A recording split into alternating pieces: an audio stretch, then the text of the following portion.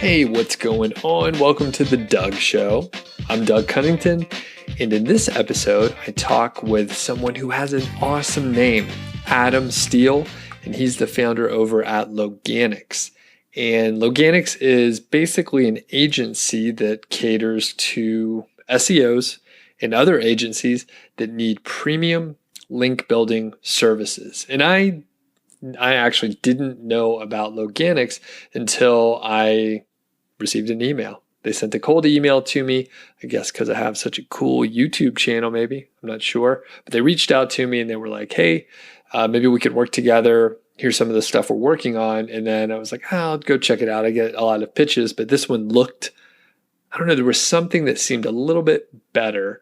And when I hopped over there, I saw they had some testimonials by some pretty prominent folks like Nick Eubanks from I'mFromTheFuture.com, and then Brian Dean, who I'm more familiar with, from Backlinko. And I was like, well, if these dudes think Loganix is legit, then maybe I should check them out. So at that point, I started working with them a little bit, testing out some services, and I really liked what I was seeing. So not only does Loganix have like some good services, they also have like some great educational content. So I'll put links and stuff to that. But I talked to Adam, who, like I said, is the founder of Loganix, and it was very insightful. We talk about like getting started with SEO in general.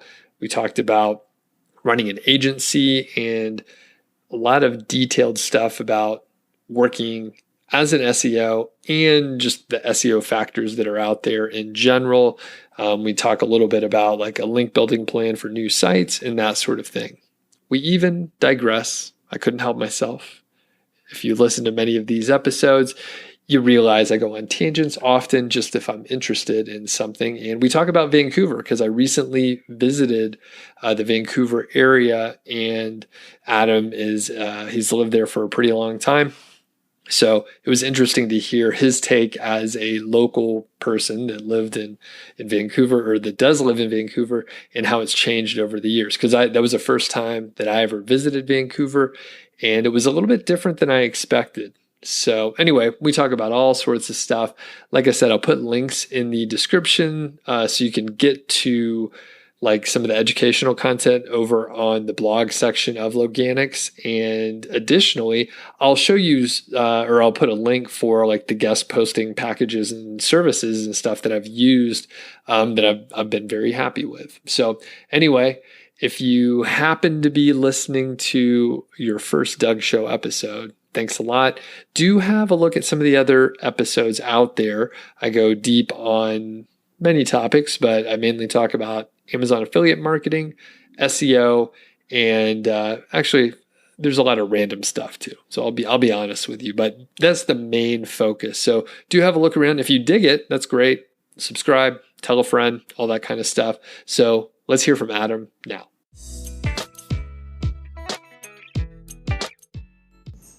Hey, what's going on? It's Doug Cunnington here, and welcome to The Doug Show. I'm sitting with Adam Steele of Loganix. How's it going today? It's going really well, Doug. How are you doing? Doing awesome. I'm fresh back from vacation, so I'm a little rusty. So this is it's a couple false starts here, but we're good to go now. So you and I sort of connected recently. You run basically a sort of a link building company, right? And for the other people that don't know you that well, can you give a little intro about yourself and what you do at your company? Sure. So my name is Adam Steele. I've been doing SEO and maybe more specifically link building for about 10 years now, but just shy of, I suppose. And Loganix, the company that we've run since more or less day one, does link building. And we do a couple other things, but for the most part, our bread and butter is link building. So things like guest post outreach or manual outreach on behalf of clients. We do a little bit of citation building. So we'll have a bunch of different citation related products or GMB related products. And finally, some sort of higher tier placements. So placements on big sites with, 10, 20, 50 million organics per month, that type of stuff. So sort of the gamut of SEO services. And our main customer tends to be either agencies or folks with, maybe like a marketing director or something, knows what he or she is doing, but, wishes to not train a team, wishes to not have the head count. And so just sources it out to us and we take care of them. Got it. And how did you get started with like SEO in general? I mean, 10 years is a very long time in this industry. What was your sort of gateway in? Yeah, gateway is a good word. Yeah, my gateway drug was affiliate marketing, as it was for many, many folks. And I was introduced to affiliate marketing at an affiliate marketing company. I worked in compliance, so I essentially looked at incoming traffic, whether it be generated via email or display ads or what have you, and just make sure that everything was legit. And if it wasn't, then scrub it for our advertisers. And so that exposed me to SEO, certainly, but also to social ads and email and many other sort of traffic channels. And so from there, I left the affiliate marketing company and started my own agency, trying to take some of the traffic generation ideas that I had seen folks, the affiliates, sort of engaging in, and then trying to take those same approaches for clients like small, medium-sized businesses. And so that was my first sort of foray into internet marketing. How long were you at that first company where you got paid to learn, it sounds like? Yeah, it totally was sort of a pay to learn experience. I was there for all of something like 6 months, and then just sort of, I think I got to the point where I'd seen enough affiliates making ridiculous money, and it's so weird. They're so young. So I could see myself in them essentially. Like I just figured, well, here's, I think I was in my early 20s at the time. So here's a 21-year-old or so, and we're just about to send him a check for 6 figures for a month's work. And I'm just like, what the hell is going on here? And so, the glamour and whatnot caught my eye, and I just figured I could maybe do it myself. You could figure it out. And what's your educational background, or did you have any other sort of marketing experience before you were at that agency? Accounting. I was an accounting student. My pop is an accountant, and so I had imagined a life in accounting because he had done quite well, and it seemed like a good fit, and he had his own accountancy, so just sort of made sense. So I was in what was previously called the Chartered Accountants, the CA program, and I got maybe 2.5 years before I bailed. Okay. Gotcha. So you got started, but you didn't get your degree. Okay. No, not at all. Cool. Smart. It's like you saw just enough, met a couple of people, experienced university, and moved on. So, and I mentioned before, we kind of go on tangents. And where are you located, by the way? Vancouver, British Columbia, Canada. Okay, cool. So I went on this vacation, and I drove to Alaska from Colorado. So it was a pretty long way. Wow. And we came back through Vancouver, which was beautiful, by the way. But have you lived there a long time? Yeah, either Vancouver or Victoria, which is on Vancouver Island, just off the coast of Vancouver. Okay. For the majority of my life, I've lived up as far as. Do you know where the Yukon is? You probably would have passed through there on the way to Alaska, I imagine. We drove through. Yeah, so I lived in Whitehorse for my first, kindergarten through to grade 3, I want to say, something like that. Okay. Cool. Yeah, we drove through Whitehorse. Yeah. Oh, so cool. Yeah, I haven't been there in a very long time. I'm sure it's changed a bunch. But yeah, you drove through some beautiful countryside along the way. Some beautiful forests. Yeah. It's like indescribable. Like Canada's so big. Everyone's so nice. You already know that. But one thing I was going to bring up is like everyone always told me like, hey, Vancouver's fantastic. You would love it. I like sort of outdoorsy kind of stuff. And all that was fine. But after I talked to some folks, I've heard in the last couple years, it's just changed quite a bit in Vancouver. Maybe traffic's a little worse. A lot of the just real estate prices are bananas and stuff. Just curious, have you observed the same thing? Yeah, absolutely. Okay. There's been a lot of immigration into Vancouver, and with that came a lot of money, and a lot of that money was put into homes, many of which are or were empty. And so our government's been working really hard, somewhat successfully maybe, at putting taxes into place to sort of regulate that a little bit. But and the market has certainly slowed since, but that type of investment triggered a lot of change in Vancouver, for better or for worse. So yeah, definitely the cost of living here in Vancouver, it's always been, I think, relatively expensive, but certainly in the past 5 to 10 years, it's skyrocketed. Someone was saying there's a woman visiting from the UK. I was talking with her and said she pays about £1, or I don't know what the equivalent or the conversion is, but I imagine it's not too far from 1-to-1 or maybe 1 to 1.4 or something like that. But she pays £1 for a pineapple, and she goes to the grocery store here in Vancouver, and it's $7, which works out to be let's say 5.5 American, something like that. Wow, that's really cheap, because I'm paying closer to the price that you mentioned there. I guess there's pineapples closer to I don't know. I guess we get them from Hawaii or something like that. But okay. Anyway, let's get back on topic, and appreciate the digression there. I mean, it was super interesting, traveling and checking all that stuff out, and to get a local's opinion, a native to Vancouver. So okay, sure.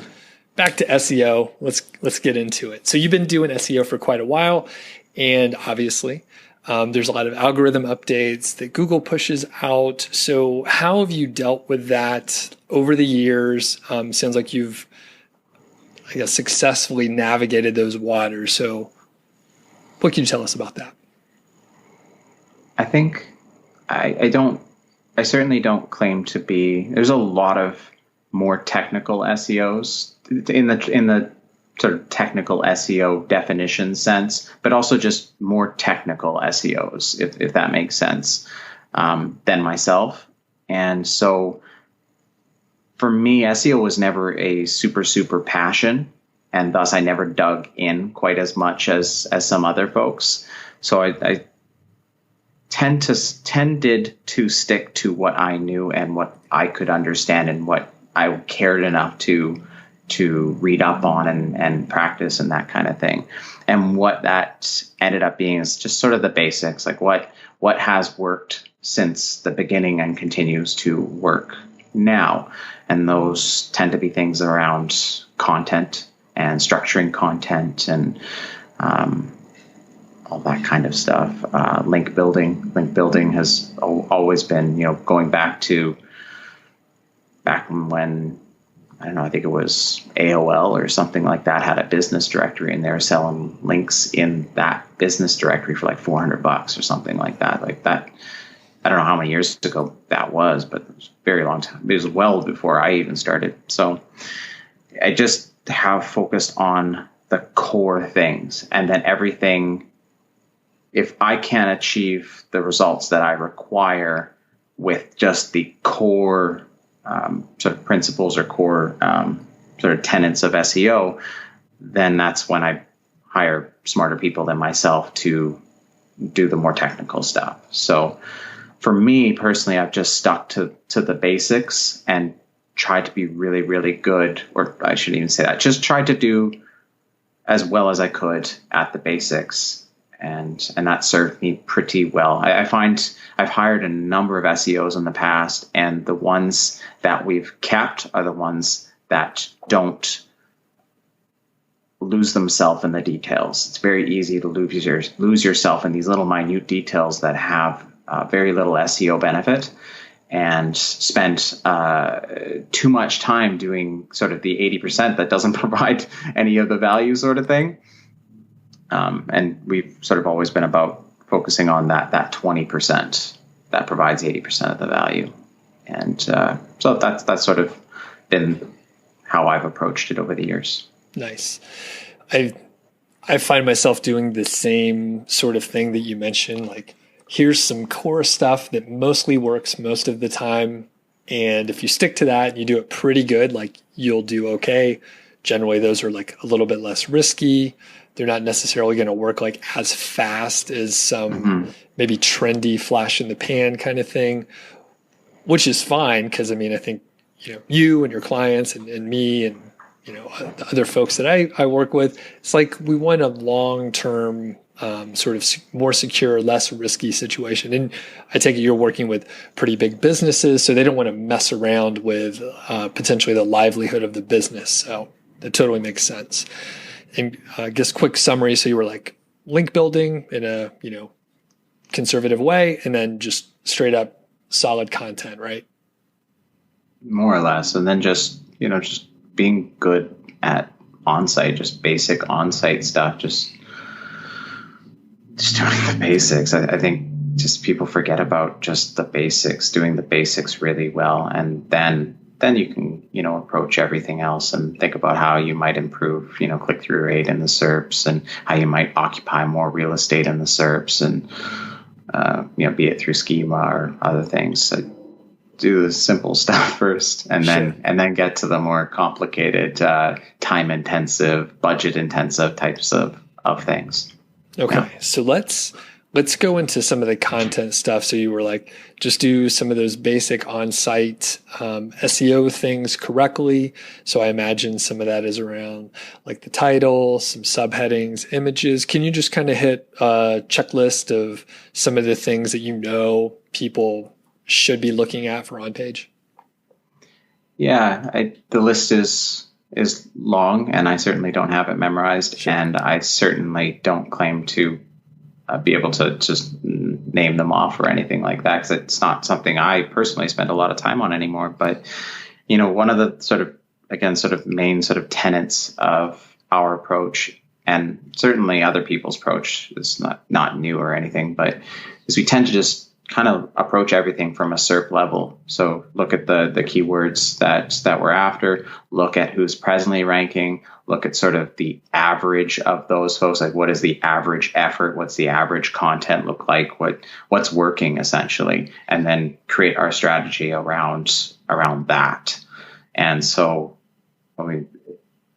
what we did sort of previous to that is we would just go all out, as many words as we could squeeze on a page, like just crazy stuff that would take us a lot of time, and sometimes not be particularly great quality, and cost a lot of money oftentimes. And we've since scaled that back quite a bit and just taken a very sort of SERP focused approach to the work that we do. So we pull up all the websites that are ranking for that particular keyword, just take notes on what types of things we're seeing, what is the average of the things that we're seeing, and how can we just do slightly better than that average. And then we would go out and do that. And that's everything from content structure, how they're structuring that particular content. Is it a list that seems to be winning, or does it seem to be more of an editorial style piece that's working?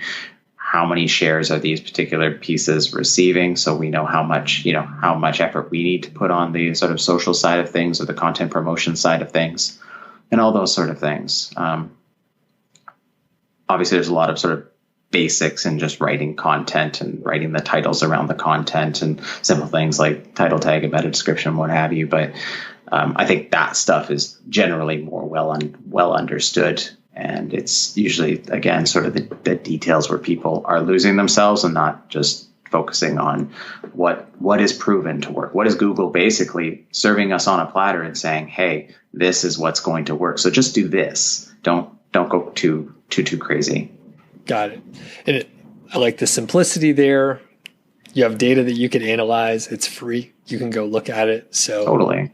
That's awesome. So when you have like a new client, I take it you do sort of an audit of like what, I guess, where they're at and potential keywords that they're going for. You'll do that audit for them, that sort of thing. Or how does that work? I'm just curious about, new person comes in and then they hire you for like a managed services kind of deal? Sure. I should just sort of at the outset mention that that is a sort of very small part of the business that we do, managed services. We sort of foresee it being a bigger part of it, as supposing that we can get the price to a point where it makes sense for agencies. Like an agency is typically taking in $2,000, $3,000, maybe $4,000, like on average per month from a client. So we've got to price ourselves accordingly, and it's been tricky to do over the years. So it's never been a huge part of our business.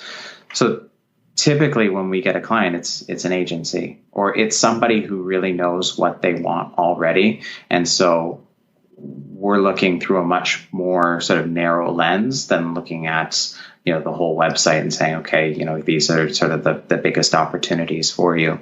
But, when it does come to, a client approaching us, typically the first question we ask us is, what is your outcome? Like don't tell me the tasks, because a lot of times they come to me with the tasks because that's how they're used to working.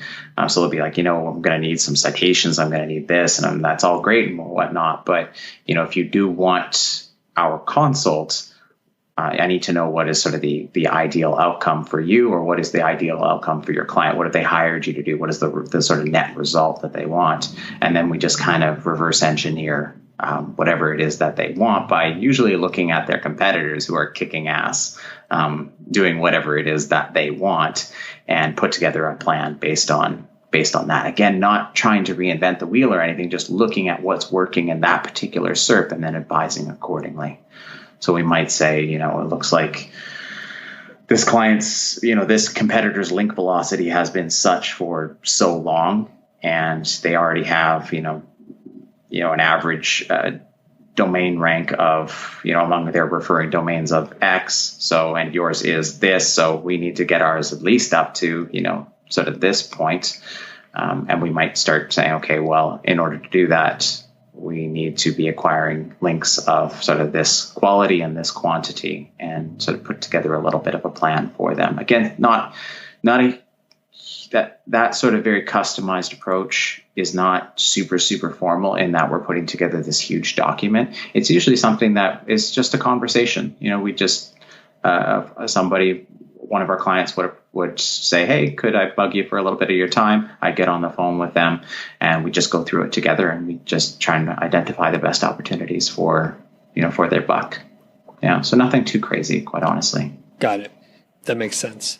So shifting gears a little bit, let's say there's some beginners out there, which I guess most people are beginners or they haven't started yet. So what are some common mistakes that they make with SEO, whether it's on page or off page or whatever? Just advice that you can give. Yeah. Well, the first one that came to mind, and maybe it'll help me think of other ones, but the first one that came to mind is what seems to be, I often take for granted what I think everybody knows, and often not quite so many people as I think know what I know. We did a study not too long ago, maybe only a week ago, around the correlation between Google My Business rankings and organic rankings. And so there seems to be,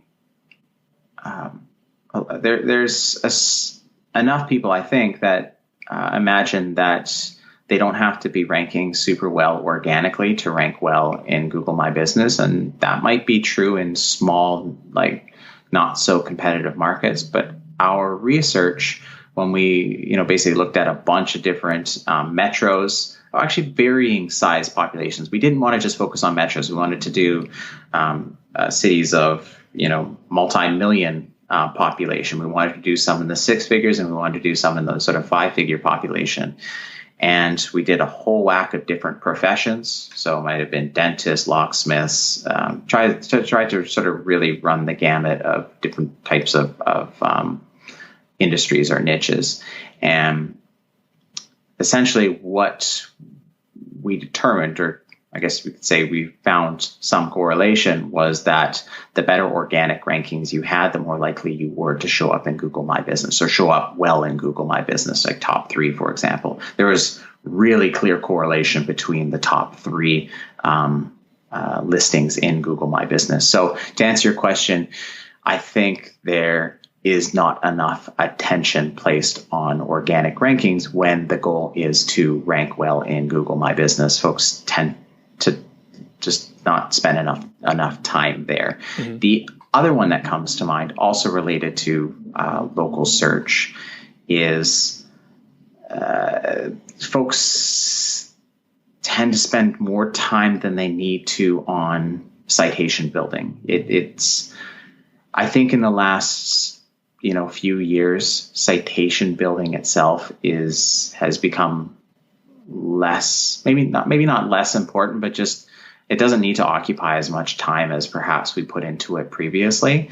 And so what I usually recommend folks do is they start with an audit of their existing citations. And that's something that we offer. It's $7, super cheap, delivers very quickly, and gives them a sort of a lay of the land citation wise. And from there, they're able to sort of decide, okay, well, my competitors have X amount of citations. I should probably have, Y amount of citations. So I just recommend people just get that out of the way right away. Do it in one shot. Maybe it's 100 citations. Get it over with and move on, and don't revisit it, or don't make it this monthly effort or anything, because it's not that big of a chunk of sort of the pie, if you will. So get it done and move on to things like reviews on your Google My Business page, or more importantly, probably, I believe, the organic rankings. So work on your link building. So those are two things that come to mind right away that I see quite often. Gotcha. Cool. And I will give you sort of implicitly said this earlier, where I'll rephrase it and just give you this answer. It's basically like people skipping over the basics, or maybe spending too much time on things that don't really matter, or it's like to get to like 99% to 99.5%. Like they're doing these things, spending all this time, and really they should spend their time on like the basic 4 or 5 things that, like, we know those work and they get you 80% of the way there.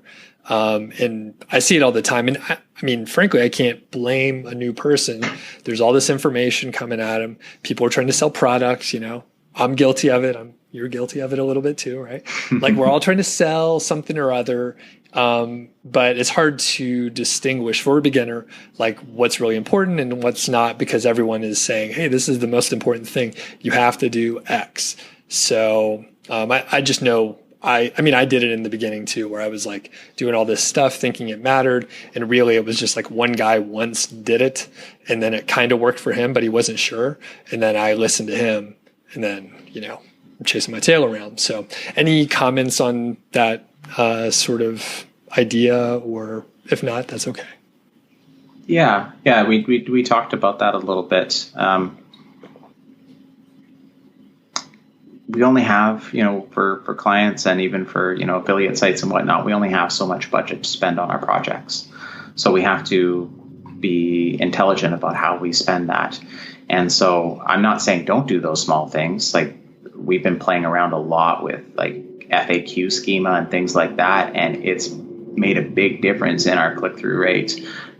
Believe it or not, you'd think that people would, just get their information from those from the FAQ schema, and boom, they don't need to go to your website. But that's not been the case at all. Having that extra chunk of SERP, people are still clicking on that link, and more so than pre FAQ schema. So the little things are still important, but if I've got $1,000 per month to spend on a project, I'm not putting $800 into those little things. I'm putting $800 into the things that have worked for a very long time and continue to work, and then I'm putting $200 into the little things that are going to make sort of the incremental differences. So, yeah. Cool. All right. So we got some juicy link building questions we're going to get to in a second. But before we do, I'm very interested in hearing like your story and transition from an employee at an agency to starting your own agency. I don't know how many people are on your team now. I imagine it's quite a few given the amount of work that you're doing. But can you just talk about like from employee to business owner and someone who needs to scale, work with clients and all that stuff? I had a couple influences in my life early on that were business owners, and that including my dad, that I really looked up to, and I looked at their lifestyle and I could imagine that being my own. The hard work I liked the hard work. They put in crazy amounts of hours. So that didn't bother me. And it just was super attractive to me. We didn't have a lot of money growing up until kind of later on. And I could just see how these, nice dog. Oh, thanks. Yes. It's Georgie. I love Georgie. Georgie, you want to come over here? Hey, girl. George. Yeah.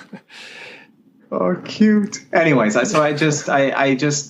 looked at the lifestyle that I could have if I applied myself and sort of just did what I understood that they did. And accounting obviously wasn't the thing, but the other influence, my buddy's father, he was into internet marketing as well. And I can't remember exactly which sort of part of internet marketing, but I saw him traveling, speaking, all these types of things. And I thought, man, I could do that. Like I could have that lifestyle. And so from there on, and this was early on, this was high school for sure. From then on, I think I kind of knew that was the direction I'd be going in eventually. I just had to find the thing. And as a high schooler, I didn't really know the thing. I thought it was accounting. And then later on, I figured out it was something else. But so from there, I just, like I said, I worked for that affiliate marketing agency for a little bit, 6 months or so. And then I think it was just naivete, but I believed I could do it, and I could do it right now. And so I quit. And there was just, I think everybody has a different personality. For me, I have sort of I can't remember who phrases it this way. I want to say it's Tony Robbins, but he says, burn the boats. And that was kind of the thing. I took the leap, and I felt like I didn't have a choice but to succeed, especially as I told more and more people about what I was doing. I felt this sort of social pressure that I couldn't let all these people down. Like I would be ashamed to let them down because I just couldn't. And so I took what little I knew. I tried to sell to clients, totally failed at that because they could tell I didn't know what I was doing. Like they could see it. And I remember they had introduced at the agency or the affiliate marketing company, they had introduced me to internet marketing forums. And so I had an account already just from doing compliance on Wickedfire. We were trying to spot, our affiliates who may be bragging about doing, sending junk traffic and things like that. So we spent a lot of time kind of digging around there and seeing what people were doing. And so that's where I started. I just started learning from the people that were on that forum, trying to emulate what they were doing. And I actually just found my first buy, sell, trade thread. At the time, the name of the company I'd come up with was Creature Local. And I found this thread. It was from 2010, I think November 2010. And I had just looked at what other people were doing on the buy, sell, trade threads, and I just more or less copied them. I'd come up with a couple ideas. It didn't sell super well at first, so I ended up selling Gmail addresses. So again, I'd seen that some people were selling Gmail addresses to people who were, I guess, automating social bookmarks and things like that. So I literally just started creating Gmail addresses by the 100. and packing them up and selling them. And that was good because I created trust among that community. And so when I did come out with, once they started to recognize that I could do other things, there was already that trust component. And so from there, I went to selling them citations and then links and all that kind of stuff. And very quickly, like all my team are contractors, always have been. They are abroad, they're remote, distributed, as they say. And my first hire, John, was back then in 2010. He's still with me. And many of the folks that we hired back then are strangely still with us. And we just kind of snowballed from there. And today, I think give or take, we're 15 full-timers, give or take. And then a bunch of like part-timers that we either pay, maybe they only do 20 hours a week, or maybe we pay them on a unit, like per unit basis. We pay them X for one citation or Y for 10 citations or what have you. So, gotcha. Wow. Yeah, that's sort of the story, if you will. Yeah, that's all. I mean, I like how you got started just about as small as you can, doing like a little bit. After you, it sounds like you tried to sell some services to clients, but they were like, we don't think so yet, Adam. But you were like, okay, I got to approach this differently. You iterated, and then you slowly grew, more work than you could handle, and you just slowly hired people over time, right? Yeah, well, at some point I couldn't create all those Gmails myself.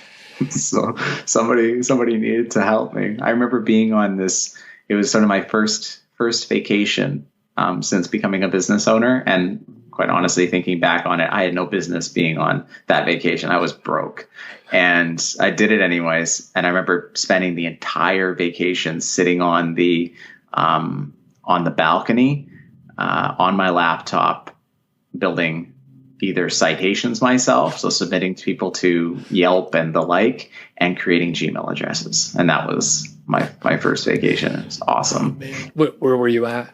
It was Mexico, I think. Oh, yeah, Mexico. Oh, man, living the dream. You're like near a beach, but not on it. You could see it maybe from where you were at. Damn. I got close. Yeah. See, and like that's the rough part, like with owning your business, right? If you go on vacation and someone's covering for you at your corporate job, it's like, who cares? They'll figure it out. They can't reach me. But like nowadays, we're just connected by our phone, and like at all times, anyone can bug you. So interesting. Yeah. So you said you got about 15 people now. Just curious, do you have like some org structure in place, or is it pretty flat? Everybody reports to you? Yeah, there's some structure. It's a work in progress. It's kind of like a website. It's never done. You're always picking at it. You're never really happy with it. It's a labor of love. And so, every month or two, I'm adjusting the org structure and trying to find something, trying to identify where people are there, where people are strongest, and put them in that, put them in the position that sort of best matches the outcome that I'm looking for, match them to the outcomes essentially. And yeah, it's a never ending thing. Too many people report to me presently. I'm trying to fix that. The goal is to have about 3 people that report to me. But like I said, it's a work in progress. If you want to talk afterwards, my background is project management. I worked for like some consulting companies, so I've done amazing. That sort of stuff before I got laid off. So we could take it offline later. Yes, happy please. to help out. So one thing I want to ask you is, it's amazing that you have some of the same people that you hired from years ago still working with you. Why do you think that's the case? Nobody's asked me that before. I don't know. I think, I don't know. I think we pay them very fairly. Sometimes I recently entered a partnership, and my partner sometimes gives me crap about this, but I don't think of the fact that, this individual is in the Philippines, and $1 to them is much different than $1 to me in my country. I've never really spent a lot of time thinking about that. And so we just pay them kind of like we would pay somebody here, just based on their skills. Maybe not quite like, I mean, I might pay somebody here. I might have to pay somebody here a little bit more, but it's not that far from. And I think that was, became my approach from early on. And so I think that's fairly true of everyone on our team. Maybe, yeah, I would say pretty well everyone on our team, is we just didn't think so much about, okay, well, they're from the Philippines, so I can pay them like $3 an hour and they're going to live like a king. I hear that all the time, and I think that's ridiculous. I think you ought to pay them for the value that they're creating. And yeah, so I think that's probably a part of it. And I think maybe that sort of fairness probably trickles down into other aspects of my management style, if you will, which I don't think my partner is a much better manager than me. I can tell. I've always been able to tell. He's just so empathetic. He's always asking people how they're feeling and all that kind of thing. I'm a little bit robotic in that I just kind of focus on what I'm doing, and I clock in, I clock out, and sometimes I forget that I'm working with human beings here, and it doesn't hurt to be a little bit more human here and there. So I wouldn't claim to have it figured out. I'm still trying to work on it. Cool. That all makes sense. So let's shift gears. We got a few more minutes left. We'll try and get through all these juicy link building questions. Sure. We'll sort of treat them rapid fire. And I think folks are going to like this. I could tell already. Just our conversation went well and everything. So maybe we do a round 2 in the future if you're up for it. But let's do these link builders. I'd love to. All right. Just quick overview, like link building for like a brand new site. And you could talk a little bit about link velocity as well. But just what's your approach? Again, kind of going to the SERP, seeing what's up and seeing what's working. But generally speaking, if we're talking about a local business, I'm starting with getting those citations done right away, just getting them done. I know they take forever to get indexed, so it's like the first thing I do, and I forget about it. And then I move on to trying to do, where possible, a mix of both locally focused stuff, so stuff from websites in their locale. So it might be, if we're talking about a garage door company, let's say, then I'm thinking about, okay, who are their vendors? Where are they located? Are they also located in Vancouver? Who's supplying them? Do they have websites? Where might we get a link on their website? Does my client have any kids? Do those kids play on any sports teams? Could we sponsor those sports teams for a link on a website? Things like that I can put my client to work on, because generally they're not going to be fast at any of that. And so if I can get them started really, really early on, just kind of picking at their address book, anybody they know locally that has a website, I want to find a way onto that website, whether it's topically relevant or not. I don't care. I want the locally relevant. Those are the hardest links to get in my experience. And sometimes it requires picking up a phone, and people don't always like to do that. So yeah, it takes time, it takes effort, and getting it started early is really smart. The other stuff tends to be sort of more of the guest post type of stuff. Usually it's relationship based approach. We have and long have had a sort of Rolodex, if you will, of webmasters in a whole whack of different niches. And so our next step would be for us to go to work and start contacting some of these folks and see how we might. And this is a really important thing, I think, and something that I think other folks tend to forget is you ought to, maybe not need, but you ought to, I think, and I think your response is going to be quite a bit better if you do, try to find ways to create value for these webmasters and these contributors and these whoever they might be. Like, if it's a webmaster, how might I bring value to their business? How are they making money? How might my content bring them more money? Have I done the research around that? Could I do some keyword research and find some opportunities for them that I could write a great piece for, that they could likely rank for, and that could come to and be like, hey, there's 500 searches per month. If we put this together and maybe I can help you promote a little bit, this could bring value to your business instead of, hey, I've got a piece of content, it's mediocre.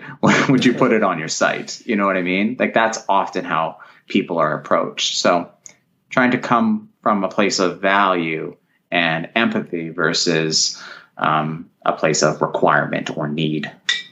Yes. And a couple things I want to backtrack. So a lot of my audience, they're affiliate marketers. So it's interesting coming at it from the local aspect. I imagine a lot of it, transfers over, like the guest posting or bringing value. In fact, one of the things I mention and try and get people to do is like, you want to bring value. So potentially, like if you're pitching a guest post, you can tell the webmaster, hey, I'm going to mention products. You could put your own affiliate links in there. And then they're like, oh, hey, maybe I'll make some money from it and I would get free content. A lot of people are trying to publish often. So that's a great way to do it. So the backtrack is like for affiliate marketers where the local citations and stuff like that may not make sense. Do you have any other suggestions, or just like start with the relationship building, do the guest posting, like try to be a member of the community at large, that sort of thing? Yeah, I would, as soon as possible, start building that Rolodex, because you never know when. Affiliates, in my experience, don't just build one website and then that's their one website forever. They tend to move into new markets and all that kind of thing. So building that Rolodex and respecting that Rolodex is really important. And doing that as early as possible. Like, keep a database, and just like you would if you're going out to meetups and you're trying to keep track of the people that you are meeting and how you might bring value to them in the future and who they work for and all that kind of stuff. Same thing applies here. I think oftentimes we think of all of these things as websites and not people, but they're people, and we need to kind of talk to them like people. And I think that's the only way that as an affiliate you're going to get sort of above the fodder, if you will. And I would recommend not, and this is kind of a no-brainer, but again, a lot of people try to go for scale and they fail miserably. And some people can do scale, like the guys over at Authority Hackers. Those dudes can do scale, but they also have a decade of link building experience. So right. But basically what I was going to say is don't be afraid to reach out via Twitter. Don't be afraid. If you've got something of value to bring, people will reply to you. Maybe not always. Like, you're going to face a lot of rejection, of course. That's just part of it. But don't be afraid to reach out on Twitter, on LinkedIn, and don't be afraid to do the follow-up. A lot of people, they do the single email or the single outreach, and like, you and I'm sure are both guilty. We miss stuff like that. Like, I have missed really good opportunities in my inbox just because I forgot. It was like I can remember one specifically, a roundup, and it would have been an incredible link, super, super, super good link. And I got busy. I forgot about it, and they never reached out again. And they never reached out again. That opportunity never came up again. So, yeah, don't be afraid to follow up. Don't be afraid to reach out, and treat people like human beings. Very good. So last link building question we'll have time for is around link quality. So obviously this is very important. We don't want to get garbage links. So how do you approach link quality? Yeah, that's a big question that requires a big answer. But we try to do as much by metrics as possible. So stuff that can be automated as much as possible. And we try not to forget the basics. And the basics are things like, you wouldn't believe how many people never check whether the site that they want to link on is even indexed. How many pages are indexed? If you search the brand name, does it even show up? Was it previously penalized? Did you throw it in Ahrefs and look at their organic search trend or organic traffic trends? Was there a big drop off? Or does it continue? Is it the organic traffic going in an upwards trajectory? Have you looked at the referring domains? Have you taken the time to actually look at the links? Like you might see Forbes in there, but that doesn't mean it's a good link from Forbes. You might see other big sites that you recognize. It doesn't mean it's a good link from that site. Like sometimes I'll go into an agency, I'll be looking at an agency's website and I'll open it up and be like, holy crap, they've got a lot of great links with high domain rank and everything. But then I start opening up the links themselves and they're all blog comments. And not all links are the same, I believe. I don't believe a blog comment has the same weight, assuming they're all every time I say do follow now, I think of Nick Eubanks and how he's like, there's no such thing technically as do follow. Like there's no do follow in the, it's just a link. So, yeah. So, there's a lot of just some basic stuff. So I try to focus on the metrics first and just get stuff, start with the stuff that you can, if possible, automate, or if not possible to automate because, you don't have the programming chops or have a programmer, which I should say was probably the best hire I ever made early on, was hiring a programmer. But if you want to try to process all that stuff for people who don't have a lot of experience in SEO so that they can do that first sort of bit of qualifying so that when the link gets to you or somebody that you have to pay more money to per hour, that most of the crap is gone, and now they take more of a qualitative approach where they're opening up the website, they're looking, okay, where, pull up the last 10 blog posts, for example. Where are they linking out to? How are they linking out to those sites? Is it a super keyword rich anchor? Is it going to nasty websites that have nasty inbound links? Those kinds of things. How kind of are they linking out from their sidebar? Who are they linking out to their sidebar? Is there footer stuff going on?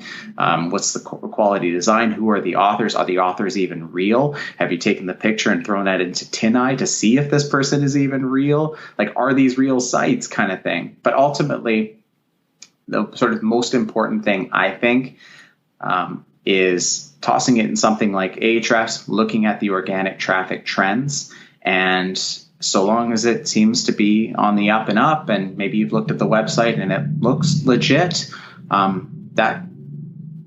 that covers a lot of the bases. Just doing that covers a lot of the bases. 'Cause I think traffic is kind of like the king or queen metric. It's Google has said, Google has evidence. Rather, there is evidence here that Google likes this site. Otherwise, generally speaking, obviously there are plenty of exceptions, they wouldn't be giving it lots of traffic. We wouldn't be increasing the amount of traffic, and they wouldn't have been doing so for the last 2 years, through multiple core updates, blah, blah, blah.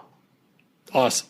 Yeah, I agree 100%. Like, if just the default that you can go to, organic traffic, it like summarizes a lot of the other details. Other metrics can be gamed and played with and manipulated a little bit, but those, organic traffic, that's pretty solid. So excellent. Well, Adam, it was a pleasure talking to you. Where can folks find you? I'll link up all this stuff in the description and show notes and whatnot. I think I do a crap job with Twitter, so I won't say Twitter. I would just say email probably. I'm pretty good about my inbox. Adam@Loganix.net. is the best way. So my inbox is would be happy to get an email from. I'd be very happy to get an email from anybody. All right. Well, and I'll point people to check out the website in general. Sure. Check out some of the other things that you have there. I know there's some good content, so I will link up those interesting stories. And thanks again, Adam. Have a great day there. Yes, thank you.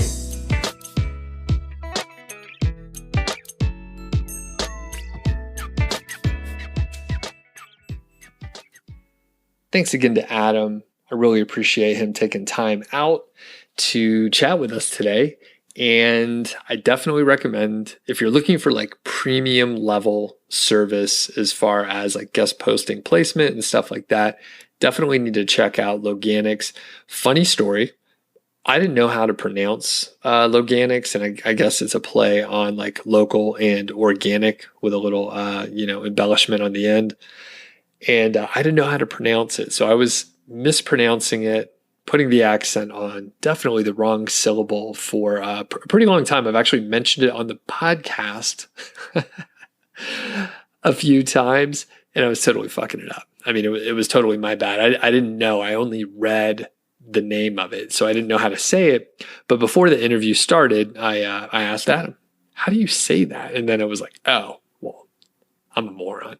So anyway, you always got to ask, and it's pretty funny when you think about it, because a lot of this online marketing stuff, we're just reading. A lot of times we're just reading. Now we have podcasts and YouTube and all that, so you do hear how people pronounce things, but in a lot of cases, I'm just reading things. So like I said, I had this interaction with like the outreach folks and account managers and stuff like that at Loganix, but I never heard the actual word verbalized out loud. So anyway, funny little story. And speaking of funny stories, I mentioned a few episodes back that I would explain why I do like very little editing to these podcasts. In fact, I edit it myself. I kind of like to have control of it, and I don't want to, I outsource a lot of things, but this sort of gives me a little bit of control, and I get to make sure that, I'm publishing exactly what I want to. However, I don't edit it super hard, and you get like the natural cadence of the pauses when I talk. I know a lot of other podcasts out there are a lot more polished. They may have an announcer at the beginning, some kind of cool bumper music, and just a voiceover person to do the introduction. And then they have not all, but they have many of the pauses and filler words removed. So a couple things, like number one, that's expensive to do. I'll be honest with you. That's expensive to do. And I'm not trying to monetize this podcast directly. I'm just doing it because I like to talk and listen to myself talk. And I was hoping other people would like it too. No, but seriously, like it's a decent amount of cash to have an episode edited. And at that point, it's like, I'm not sure if the edits would be what I want. In fact, when I listen to podcasts, and I've noticed this for years, like if someone is editing it pretty heavily, they have a lot of sort of like, you could hear the edits. You could hear when someone is removing an or when someone's thinking. And I don't know if I like that. It's not a natural way to hear someone talk. And it's just the approach that I prefer. Now, let me take a one level up. So I've listened to podcasts for a super long time, and the early ones that I listened to were beer brewing podcasts. I was so into those, and those were like a real radio show. It was like 3 hours long. There would be multiple people. These were like well-trained audio folks. I think one or two of them worked at radio stations before, like a college radio station or whatever. But they had DJ chops, right? They had AM radio, talk radio chops. They knew how to use the equipment. The audio was very good, but they would have like 30-minute segments and a commercial break, and they would have these like long, meandering 3-4 hour long podcasts. It was super cool. And a lot of times, I mean, brewing beer, for the folks that know what it's like, it takes a little while, and there's usually a lot of activities that you can do during the brew day while you're listening to a podcast. So I love those long form podcasts, and you can imagine they were not edited. A lot of them were actually streamed live. And this is back in the early days. This is like 2007. 2007 is when I was listening to these beer brewing podcasts. So anyway, they were raw. They were unedited. Even if they recorded it and it wasn't like published live, like a lot of them were, they would not edit them. They would just go with it. And I think I enjoy that, number one. So those were the original ones. Then more recently, I've been listening to comedians' podcast. And a lot of times, well, those could be a little crazy, I'll be honest with you.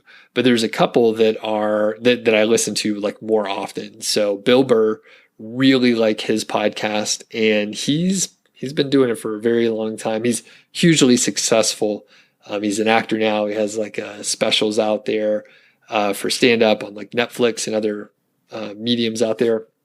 But basically, he records into a recorder and like doesn't do any editing. It's just like him rambling for about an hour. And I think people probably, it's storming here. All right. That was actual thunder. So I'm in a quiet area, but you know what? You can't cover up the thunder. That's pretty loud. So anyway, Bill just talks. Some of it is incoherent rambling and just kind of funny, but you really connect with him because he is just talking to you. He's talking to you, and I really enjoyed it. Another person is Theo Vaughn. He occasionally has a guest in there a little more often than Bill, I would say, but Theo Vaughn, another very funny comedian, and he just talks. He just talks, again, very little editing. And you really get to know the person. And I like that. I really like how that's done. A lot of times, like Bill, his podcast, no intro, no outro. There's no announcer. He just rolls in. Hey, what's going on? Like, that's it. I think Theo, sometimes he'll have some bumper music coming in and that sort of thing. But I really enjoyed the minimal amount of production. And it's just you're talking to a person. And that's what I wanted to do, because a lot of the podcasts in the internet marketing space, they sound all alike to me. And I think here's my honest, well, you know that you're getting my honest feedback at this point. But the thing is, a lot of us heard about like starting a podcast, and folks are teaching other people, and they're teaching us like, hey, go to you can go to Upwork, you can go to Fiverr or wherever, and you can get like your intro music done so it sounds professional and blah, blah, blah, blah, blah. But when it comes down to it, if they all sound the same, again, I'm just looking at the one little industry that I'm in, it's internet marketing and sort of entrepreneurship business. A lot of them sound the same, with the same cheesy announcers and bullshit music. And it's like, I mean, this is called The Doug Show. It's clearly all about me. So I don't want you to hear this cheesy announcer that does voiceover. I don't really like it. And the shows that I like don't have that. They generally don't have that. So it's just, hey, we're getting into it. And yes, there's some other podcasts out there. Like, I love Smart Passive Income, right? I don't listen to it as much now. I'm not 100% sure why. I think maybe I've heard a lot of the stories over and over again. So I'm like, all right, I'm good there. It really has to be some kind of groundbreaking shit for me to pay attention. But yeah, there's an announcer over there, and that's kind of the signature like deal. And obviously, I mean, Smart Passive Income, the podcast, is in a different league, right? I mean, it goes without saying, it's completely in a different league.